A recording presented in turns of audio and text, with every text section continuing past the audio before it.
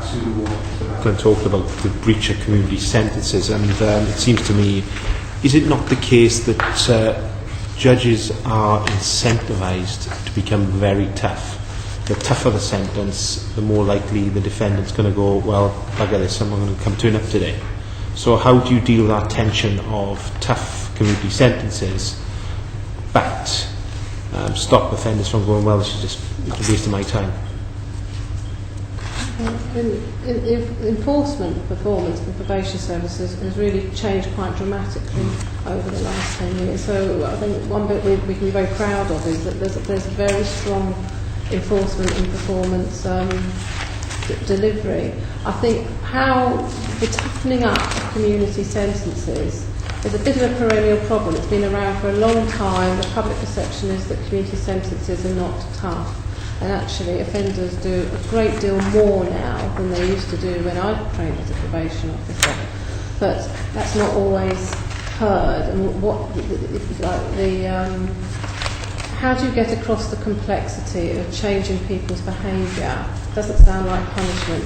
Community payback does sound like punishment, and I think people can get their heads around that and talk about it as tough. I think we have seen an increase in the use of suspended sentence supervision order over the last few years at the expense of the community order, because I think perception-wise it sounds tougher, and that's created some issues. What I was going to say is our experience in West Yorkshire, where we've got two intensive alternative to custody projects, one based in Leeds, one based in Bradford, is that members of the judiciary have been very enthusiastic about these projects. We have judges, we have a judge sitting on our steering group in Bradford, because many sentences recognise the futility of people going on the sort of revolving door in and out of prison.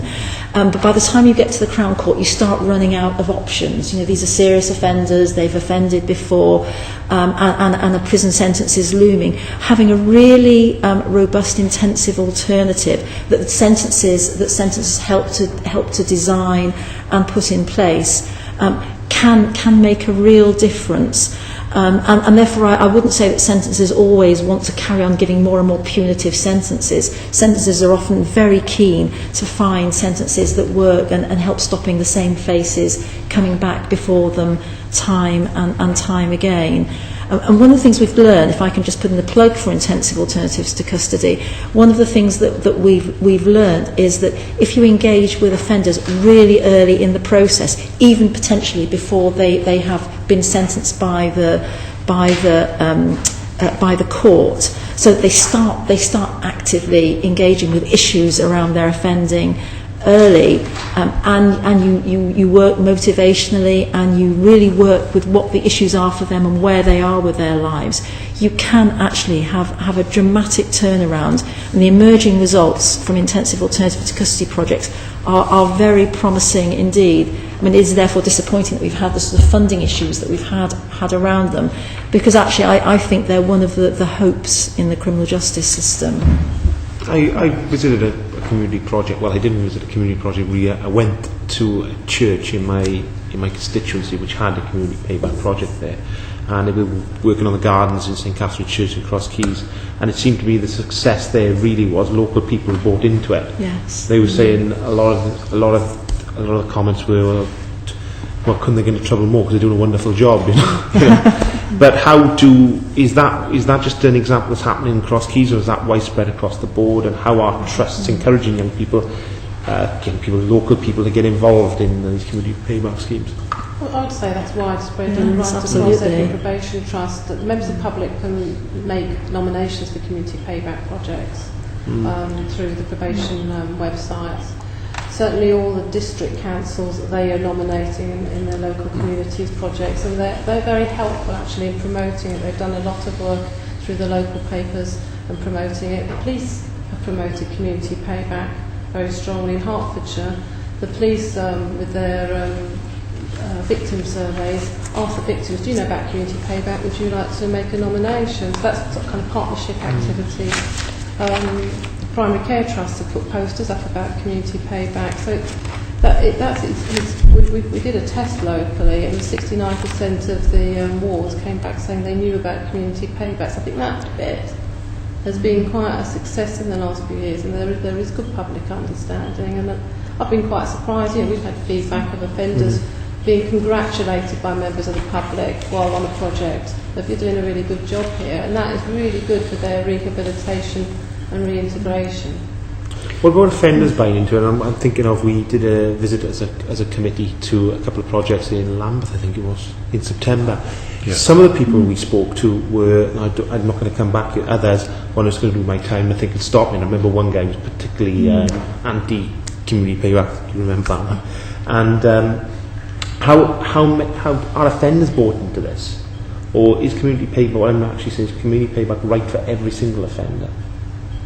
It's not. I mean, each sentence, the critical bit is at court is for the offender manager to make an assessment about what somebody is suitable for.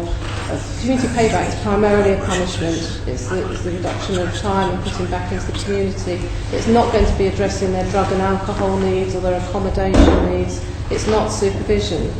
And people need to be clear about that. Sometimes it's presented that all of our caseloads are all under supervision and we're watching them all 24 hours a day. A larger number are on straight community payback orders. They come in, they do their hours, and they go away again. And that's what they've been asked to do, and that's what we've been tasked to deliver.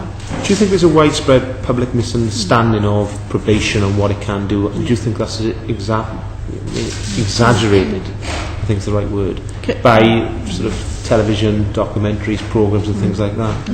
Absolutely, and I think it's when we talk to representatives of magistrates, national magistrates groups, one of the things they say is they wish that, one of them said to me, can you get me a meeting with Crispin Blunt, because I want to tell him that actually sentencers think that probation has changed massively over the last 10 years, and this seems to be at odds with what the powers that be think. And I think there is a massive mismatch between what's presented as the public view about probation and what those people who have a more intimate and informed knowledge actually think. And sentences are critical. I think sentences do now have, by and large, a very high opinion of probation because they've seen the evidence of what it does. I think one of the problems we have is that if you look at other public services like health or education, most people have a general knowledge from their own experience of what it's like. They've got a view about the NHS, they've got a view about education, but most people don't have their own view about probation. So all they get is a diet of what is largely bad news stories in the press, because that's what the press, by and large, that's what people want to read, and so that's what the media produces. So when people hear about a case in a particular area, they think that must be typical of probation. Well, most people know that Harold Shipman wasn't a typical GP. Most people know that some of the disasters that have happened in hospitals, I think the Mid-Staffordshire case, most people know from their own experience that's not typical, but they've got no way of judging whether a probation bad news story is typical or not. And I think we're struggling uphill because it's very difficult for the public to get that kind of general, everyday, informed sense of what we do. And I would really urge people to listen to what sentencers say, because they're the ones that know. They have to trust probation to supervise, and they do. And that seems to me the critical issue. Probation is as good as any other public service. Claire Perry's going to make a very quick point. Well, first, I saw an announcement that the Norms and the Corston Coalition have indeed kept the funding for the women's community projects that you referenced, Ms. Ward, which I think is excellent news. So the funding is secure for the following year, which I certainly support.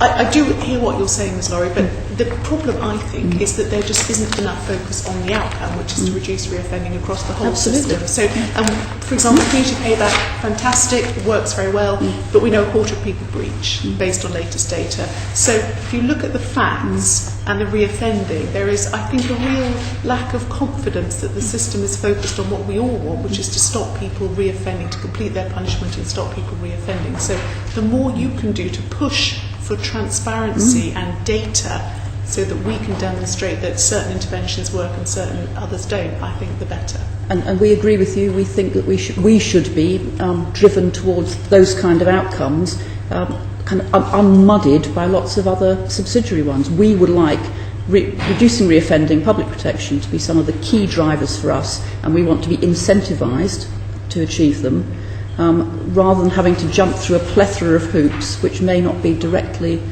serving that outcome. So we're with you on that. Thank you very much, both for your evidence today and for the written submissions which both the organisations gave to us, which gives a lot of other very useful material. We're very grateful to you. Thank you. Order.